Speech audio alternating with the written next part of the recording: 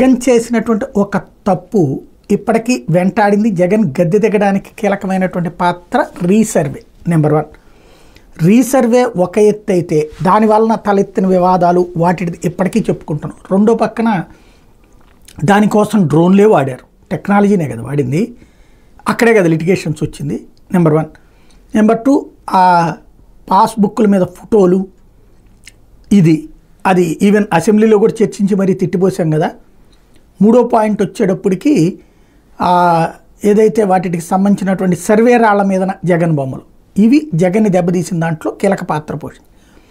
ఇప్పుడు artificial intelligence ద్వారా భూ ఆక్రమణలు ఆటకట్టు అంటే ఇదే పరోక్షంగా మరొక రకంగా వినియోగించడం. ఆర్టిఫిషియల్ ఇంటెలిజెన్స్ అంటే అదేమన్నా ఆకాశం నుంచి ఊడిపడుతుందా ఏంటి?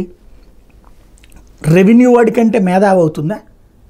లేకపోతే కనుక కార్పొరేషన్ వాళ్ళ కంటే గొప్పదవుతుందా?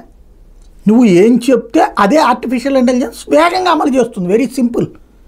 అంటే మనం ఒక కంప్యూటర్లో సిస్టమ్ని ఏదైతే మనం ప్రోగ్రామింగ్ చేస్తామో ఆ ప్రోగ్రామింగ్ చేసేటప్పుడు వ్యక్తి కావాలి, చేశాక అట్లాంటి ఒక వ్యక్తి చేసే పని వేల రెట్ల చేస్తుంది. ఆర్టిఫిషియల్ ఇంటెలిజెన్స్ చేసేదైనా అంతే. కాబట్టి లోపం ఇక్కడ సరిచేయాల్సింది గ్రౌండ్ లెవెల్లో.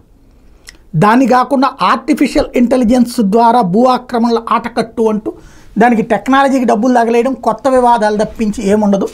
సరిగ్గా కావాలి అంటే రాష్ట్ర వ్యాప్తంగా ఈవెన్ దేశవ్యాప్తంగా నరేంద్ర మోడీనే చెప్పుకొస్తున్నటువంటిది ఎవరి భూమి వాళ్ళది, భూ సంపూర్ణ హక్కు అనేది అది అమలు చేయండి. లిటిగేషన్స్ ఏవైతే వచ్చినా వెంటనే పరిష్కరించేయండి. తద్వారా పర్మనెంట్ సొల్యూషన్ క్రియేట్ చేయండి.